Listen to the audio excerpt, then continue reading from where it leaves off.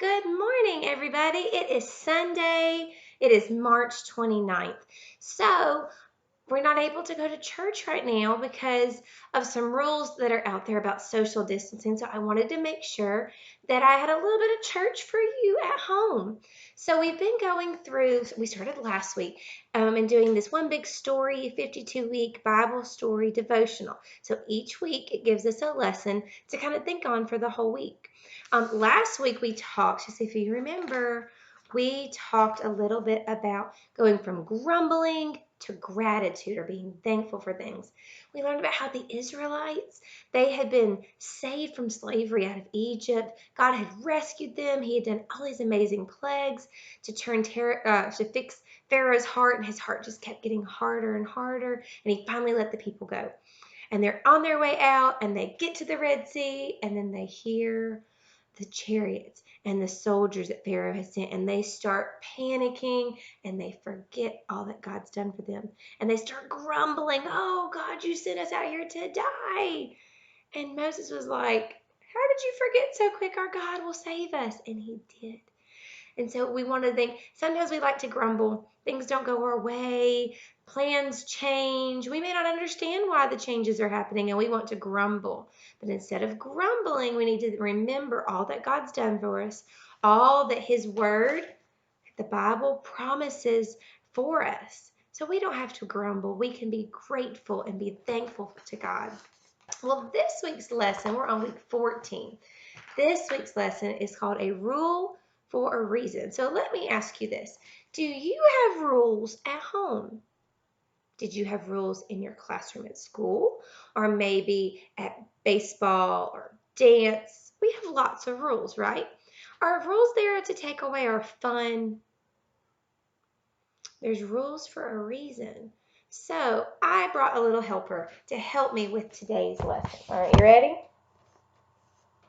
Everybody say hello to Madison. This is Madison. She has been invited to a birthday party. Not just any birthday party, a pool party. And it's at her friend's house, and she has a water slide and a volleyball net in the pool and lots of cool pool toys. So she is super, super excited. Do you like to swim? I do too. So she's super excited, and she's getting ready to go. She's got her swimsuit on, and then she hears, "Maddie, are you ready?" Her mom calling up to her. So she looks into her beach bag. All right, I'm going to look. Am I ready to go? I've got my sunglasses. Check. Got me a beach towel. Check. Got some flip-flops. Check. Uh-oh. I don't see the sunscreen. Madison thinks, well, I know there's a rule. My mom always says I have to wear sunscreen if I'm going to be in the water. I don't have time. I've got to go. "I'm coming, Mom." So she jumps down the steps. She gets in the car. She goes to the pool party, and she's having a blast. A couple hours go by, and her mom comes to pick her up, and she is shocked. "Madison, your skin is all red." And Madison looks at her arms, and she realizes that there's a reason for that rule in her family to wear sunscreen. It wasn't that her mom made a rule for their family to take away Madison's fun. It was to protect her skin so she wouldn't have a sunburn. And now Madison has a sunburn. It makes me think of other rules in our life too, right? Rules are everywhere. Playgrounds, classrooms, rules. Rules are there to keep us safe. We've got rules going on right now.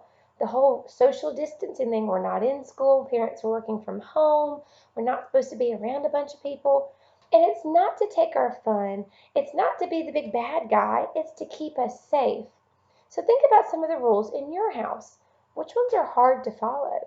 Are some easy and some are hard? Well, thousands of years ago, God gave his people 10 rules, 10 big rules, all right? And we call them the 10 Commandments. The first 4 are all about loving and serving God. And then the last 6 are about loving other people. So we can basically say God's word is about loving God and loving other people. But I'm getting ahead of myself. So God wanted to give them these rules. It showed people how to worship God, and obeying these rules would help them live their best life, all right? So think about Madison's mom. She had that rule of always wear sunscreen because she knew her family's skin might burn easily. God's rules also are there to protect us. When God said, don't be jealous of your neighbor's things, he knew that jealousy would ruin our relationships. Ultimately, God's rules help us the most by showing how much we need Jesus. He came to earth to do what we could never do. He followed all of God's rules perfectly, all 10, all the rules. He never sinned. We mess up all the time. Even those 10 simple rules, we mess them up. We sin every day. I can't do it on my own. I'm going to fail every day. And it makes me realize I need Jesus even more. God gave us Jesus because he loves us. And once we trust in Jesus, we're not trying to keep the rules just so God will love us. We keep those rules because we know how much we already are loved. So in the Bible, we can read about the story or the lesson of the 10 Commandments. God spoke to Moses on the mountaintop and gave him those 10 Commandments. These were rules, God's rules for how to live a holy life. But Moses was with God while he was up there on the mountain getting the 10 Commandments. Guess what? The Israelites, God's special people, they have seen all the plagues. They've been freed from slavery. They saw God separate the Red Sea, and God's provided them food in the wilderness, all this stuff. And Moses goes up on the mountain, and guess what? They forget all that stuff again. And they're like, let's make our own God. We don't need God. We'll just do it ourselves. So they take all their earrings off and their bracelets and anything that's gold, and they melt it down to make a golden calf, a baby cow, and they start praising and worshiping it. While Moses was up there trying to get the rules to help the people, they were already breaking God's rules. So I want to show you, what are these rules, Miss Megan? You keep talking about these 10. All right? I don't know if you can see this. I'm going to read them. All right, it says, number 1, have no other gods. What did the Israelites do? They made a golden calf. They made an image to be a god. Now, we don't tend to think of it that way in today. We don't see a lot of idols or statues in that sense, but do you know what? We do that sometimes. Have you ever spent more time watching TV or at the ball field or anything like that, spent more time and energy on those things than we do with God? We all do. Grown-ups, kids, teachers, all of us. Sometimes we put things that we say that this is so important. Baseball season is so important. Or school, as good as school is. I've got to do this. This is more important. But is it really? If I'm putting it in front of God and his word, I've made it an idol just like the Israelites. So, first commandment, no other gods. Only our one true God. He's the only real God. Put him first. That's why it's the first commandment. Number 2, again, no graven images, no idols. Don't put things in front of God. One God, worship him only, nothing else. Number 3, don't use God's name in vain. How would you like it if I stumped my toe and I yelled out your name instead? Would you be happy with me? Would that hurt your feelings? Am I showing you love and respect using your name in a bad way? It's the same with God's. I shouldn't say, oh my God. That's not giving God glory. That's not showing him my love. I need to use his name with respect and in reverence as worship to him for all that he is and all that he is doing and will do. So I do not need to use his name in vain. All right? Use it with respect. Number 4, remember the Sabbath and keep it holy. Now, the Sabbath is, in our culture, it's Sunday. It's a day we set aside to worship God. Remember we talked about creation? God made everything in 6 normal, regular days, 24-hour days, and on the 7th day he rested. Not because he was physically tired, he's God, but to give us that example of how we need to rest in him, to spend time with him. And that's what Sundays are for, is we take time out of our busy, hectic days and we stop what we're doing to spend time with God. And it starts our week off right. Okay? Have no other gods, no graven images, don't use the Lord's name in vain, and keep the Sabbath holy. Those 4 are all about loving and worshiping God. So the next 6 are about what? Loving other people. All right, so number 5. Honor your mother and father. Sometimes this one's hard, isn't it? My mom and dad, God gave me my mom and dad, or my guardian, my teachers, my coaches, those people that are in authority over me, that are in charge of me, right? I need to respect them. And that means when my mama tells me to clean my room, I might be having the most fun watching a movie or playing a video game, but I need to do what she says. I need to honor and obey my parents. Do what they say. All right? I know it's hard, but God asks us to do it. Number 6, do not kill. Do not kill. Number 7, it says do not commit adultery. Now, this goes for married adults, because when you're married, you're making a promise to your husband or to your wife that you will be faithful. You will keep your promise to them. So it's a reminder for all of us that we need to be honest. We need to keep our word and keep our promises, because God keeps his promises. He always keeps his promises. So he's wanting us to do that as well. Number 8, do not steal. Don't take things that don't belong to you. Even if it's bubble gum from your mama's purse. If I take it without asking, I'm stealing. You ask permission. I don't steal things. Stealing is hurtful to other people, and God knows that it hurts others and it hurts us too. It hurts our heart. All right? So no stealing. Number 9, do not bear false witness. Just means don't lie. Be honest. Be truthful.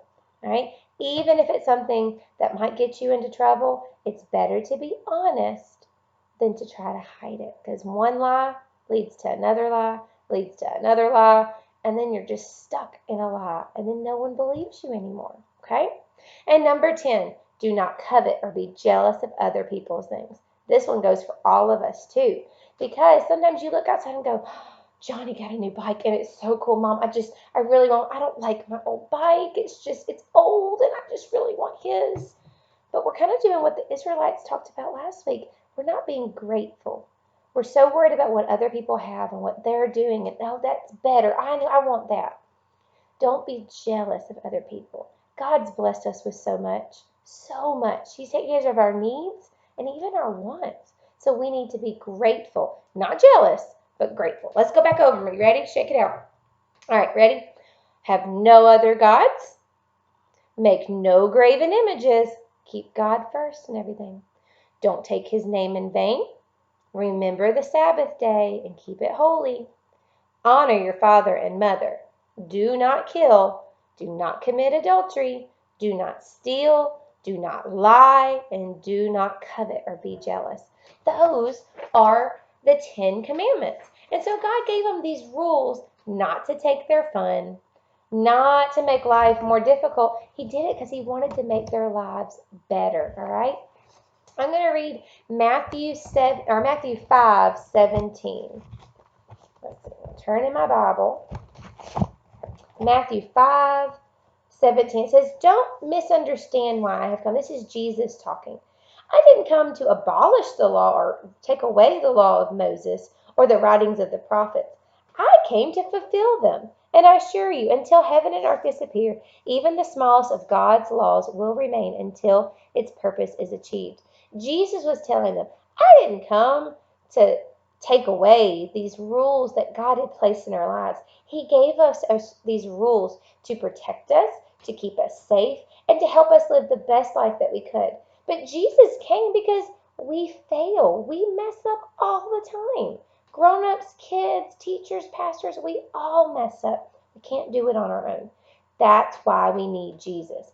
Jesus came to show us how we really need him. We need a Savior. Let me read one more. John 14:15. 14 verse 15. "If you love me, obey my commandments." If you love God, you'll do what he says. Goes for your parents too. I use this with my kids all the time. If you love me, you will do what I'm asking you to do. May not be fun. You may not like it. You may hate it. But if you love me, you'll do what I ask. And that's what God's saying. I didn't give you these rules to take away your fun. If you love me, obey them. Trust me that I've got this. That's what God's telling us. He's got it. Trust him, follow his rules. It says God made a covenant with his people. And a covenant means a promise. If you obey me, you will be my people. Exodus 19:5 and 6. But the people did not obey God, and they kept sinning against God. Moses asked God to forgive them. Moses acted as a mediator or an advocate before God. When we sin, Jesus is that mediator. He stands in the middle for us. Here's God. We're down here, and our sin is separating us. But Jesus bridged that gap so that through Jesus, we could get to him. Through Jesus, we're forgiven of our sins. And God is pleased with us because he can look at Jesus first, that he never sinned. He's standing in our spot. He took our sin. He died for us to wash our sin away. Doesn't mean I'm not going to mess up. I mess up every day, and I need to get on my knees and ask God to forgive me and to help me each day. But Jesus died for me to cleanse me of my sin. And if I put my faith and trust in him and I obey his commandments because I love him, he's going to forgive me and he's going to help me in my life. Let me give you this. An activity you might do at home. It says, draw a picture of yourself obeying a rule that you think is hard to obey. Do you know that God will still love you the same, even when we don't obey? He loves us. I love my daughters. Even when they don't obey me, I still love them. I might be upset. I wish they had obeyed me instead, but I still love them. And how much more does God love us? He knows that we're going to mess up. That's why he sent Jesus. God's love doesn't change based on what we do or don't do. But God knows that rules are good for us, so he wants us to obey. The next time you have a hard time obeying that rule that you drew down, ask God for help. God is a great God, and he's right here with us. All I have to do is talk to him. I can talk out loud. I can talk in my head or in my heart. He's right there. And when things are hard, I need to lean on him because I can't do it on my own. I need Jesus. Let me ask you these big picture questions. Imagine a day with no rules. What would it be like to have no rules in your classroom? Everybody's talking at once or getting up and leaving or hitting and messing with people. Or no rules in the cafeteria. People breaking in line and grabbing stuff and not putting their trash up. Or on your playground or at baseball or on the road and the rules of traffic. Would it be a good thing or would it mess everything up? A lot of those situations, if there weren't any rules, it'd be a big mess. It would be terrible. Those rules are there to help things run smoothly. Jesus came to earth and he obeyed every single one of God's rules. Keeping that in mind, do you think God's rules matter? Jesus lived his life as an example. He knew we couldn't do it on our own, but he came to earth just as a human like us, and he lived his life and he kept God's rules. And he did it because he knew that if he didn't, he couldn't save us, and he came to save us. What is the difference between trying to keep the rules to earn God's love or keeping the rules because you love him? God wants us to have a choice. We have the choice to choose to follow him or not to.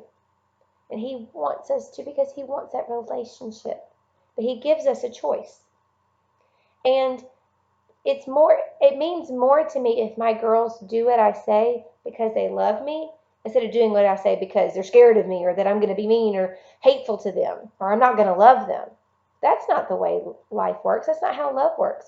If I love God, I'm going to obey him. If I love my parents, my teachers, my coach, I'm going to do what they say. All right? God loves me no matter what. He loves me even with my sin. And he loves me so much he sent Jesus to die for my sin, to fix my heart so that I could have that relationship. I obey God. I follow what he says in his word in the Bible. Not because I'm perfect. Not because I've got it all figured out. But because I love him and I trust him. I trust him even when in the good days and when it's hard, when it might even be scary. I trust him. He made everything. He loves me. He has a plan for me. And I know this because I get into God's word and I study it. Right? That's how I know. I obey him because I love him. He loves me no matter what. I know I need him and I seek a relationship with him. And then that's how I build that relationship. That's how I become a Christian. It's not that I'm perfect. I'm not. I need him every day. All right? Let me leave you with this prayer. Thank you for giving us rules to show us how to worship you. Even if we wanted to, we know we could never obey every rule you gave us because we are sinners. But thank you for sending Jesus to obey every rule that we never could. Thank you for seeing him when you look at us. I love you all. I'm hoping you're making good memories at home. Use this time to get into God's Word. I'll post some activities that might go with this and a video clip. All right. Love you. See you later. Bye.